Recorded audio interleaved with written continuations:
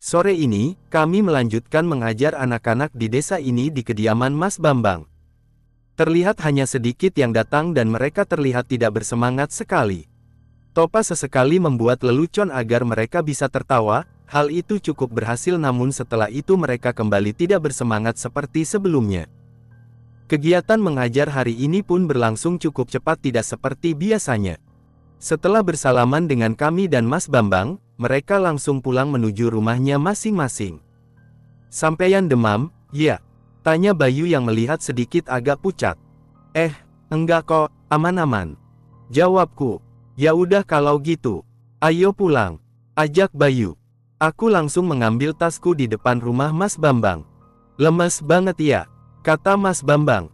Oh, iyo mas. Mbok gak enak badanku rasanya. Jawabku. Minum jamu dulu, nanti kusuruh Mbak E buatin. Tawar Mas Bambang. Matur suwun mas. Ini mau langsung pulang aja, istirahat. Kataku. Oh alah, yowis lah, cepet sembuh ya. Ujar Mas Bambang kepadaku. Siap, mas. Kami duluan ya mas. Assalamualaikum. Kataku seraya mengucapkan salam. Waalaikumsalam. Jawabnya sambil melihat kami pergi. Aku masih saja teringat kejadian semalam yang membuatku semakin tertekan tinggal di sini lebih lama. Belum lagi soal teror mengerikan yang terjadi di desa ini. Aku merebahkan badanku di kursi panjang di depan rumah Mbah Gani sambil menatap langit sore yang ditutupi awan hitam. Aku sedikit menyesali keputusanku untuk ikut KKN di desa ini, walaupun semua biaya ditanggung oleh Rijal. Masih ada rasa takut dalam diriku tidak bisa keluar hidup-hidup dari sini, namun aku membuang jauh-jauh pemikiran itu walaupun sesekali melintas dalam kepala. Ya, sana mandi. Ujar Topa yang terlihat sedang mengeringkan rambutnya dengan handuk. Bentar lagi lah, lagian paling anak-anak masih mandi di belakang. Kataku. Ora, wis rampung semua kok, tinggal dirimu tok. Ujar Topa. Iya bentar. Kataku dengan malas. Sebenarnya sampeyan kenapa toh? Dari pagi gak ada semangatnya sama sekali. Kata Topa. Aku menghela napas panjang sambil mengatur posisi dudukku. Pa, kira-kira keputusan kita KKN di sini sebuah kesalahan. Kataku. Maksudnya? Ya kita KKN ikut keputusan Rijal tanpa lebih dahulu mengerti tempat apa yang kita datangi. Kataku. Topa terlihat terdiam mencerna maksud dari perkataanku.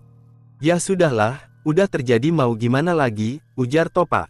Aku mengerti maksud dari Topa, dan terdiam bersama melihat air hujan yang mulai turun dari langit. Malam ini kami makan malam bersama dengan Mbah Gani dan istrinya. Terlihat senyum ceria mereka saat kami saling bercanda di saat makan malam. Mbah Gani bilang bahwa baru kali ini rumahnya sangat ramai, dan itu membuatnya sangat bahagia dengannya. Sedikit demi sedikit aku melupakan kejadian semalam, bersamaan dengan tawa bahagia yang keluar dari setiap pembicaraan ala kadarnya. Sudah lama rumah Mbah enggak seramai ini, kata istri Mbah Gani dengan tersenyum. Kami tersenyum malu mendengar pernyataan istri Mbah Gani. Gimana ngajar tadi sore dek? Tanya Mbah Gani. Sepi Mbah, kata Topa. Anak-anak juga kelihatan tidak begitu semangat seperti biasanya Mbah. Ujar Bayu. Begitu toh, jawab Mbah Gani sambil menyuap nasinya ke mulut. Kami semua melanjutkan makan malam kami. Topa terlihat sangat lahap dengan lauk sayur bening bayam dan sambal goreng yang dibuat oleh istri Mbah Gani dibantu dengan Yuni, Julia dan Laras. Seusai makan aku, Topa, Angga dan Bayu duduk di teras sambil merokok di sana. Kami memandangi hujan yang tidak menunjukkan tanda-tanda akan berhenti. Kami menghembuskan sebatang demi sebatang hingga satu persatu dari kami memutuskan untuk kembali masuk ke dalam rumah. Kami berempat memutuskan beristirahat melihat Rijal yang sudah terlelap yang memeluk bantal di kamar. Sudah malam istirahat dek, kata Mbah Gani yang masih duduk menikmati teh di depan. Nggih Mbah, ini mau tidur. Jawab Angga. Kami tidur duluan ya, Mbah. Tambah Bayu. Iya, jawab Mbah Gani singkat. Kami segera masuk ke kamar, mengatur posisi tidur masing-masing. Aku merebahkan badanku, mencoba mengistirahatkan semua lelah yang telah menempel di tubuh ini. Sejenak aku berpikir tentang masa depanku kelak, namun aku tidak terlalu berekspektasi yang terlalu tinggi. Bewok terlihat duduk menyendiri di halaman depan rumahnya. Kegiatan malam yang biasa dia lakukan bersama Arya dan Arif dihentikan sementara oleh Mbah Carik karena kejadian teror yang terjadi. Bewok terdiam di teras ditemani guyuran hujan yang jatuh di halaman rumahnya, dengan sebatang rokok yang terus dihisapnya. Bewok yang merasa sepi berpikir apabila teror para pembawa kerondo mayit tidak terjadi, dia sudah di rumah Mas Bambang menikmati secangkir kopi hangat dan makan singkong bakar yang diambilnya di depan rumah Mas Bambang. Bewok terdiam hingga tiba-tiba dia mendengar sebuah suara yang memanggilnya dari dalam. "Le, masuk rumah."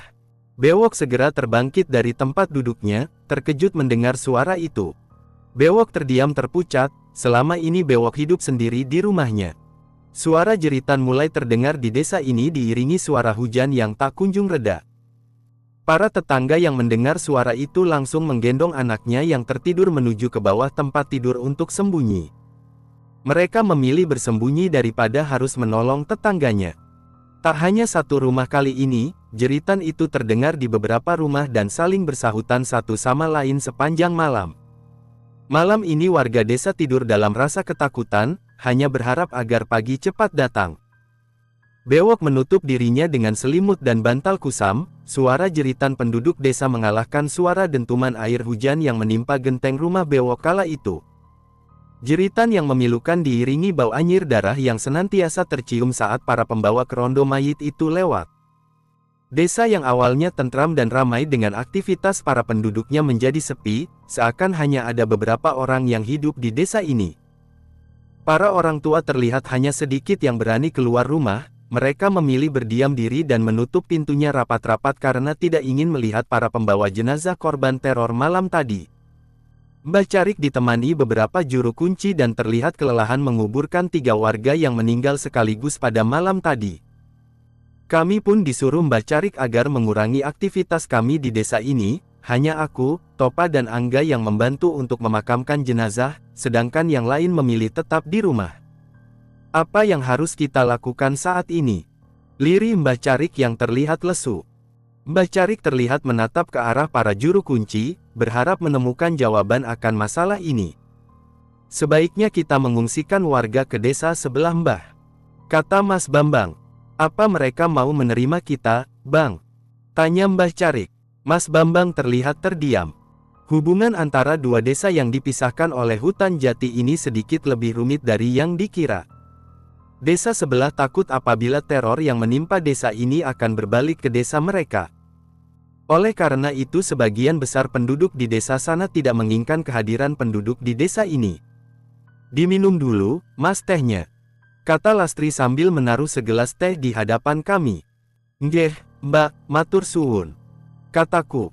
Lastri sedikit tersenyum dan langsung berlalu pergi kembali ke dapur. Kita tidak bisa menunggu lebih lama lagi, biar saya sendiri yang melakukan sadapati, ujar Mbah Sarkem yang membuat Mbah Carik dan juru kunci yang lainnya terkejut. Kem, lebih baik kita pikirkan sama-sama, ujar Mbah Gani. Betul, Mbah. Mbah sendiri tahu kalau sadapati tidak bisa dilakukan secara gratis, tambah Mas Bambang. Saya sudah hidup terlalu lama, mungkin inilah alasan Tuhan memberikan saya umur yang panjang, jawab Mbah Sarkem.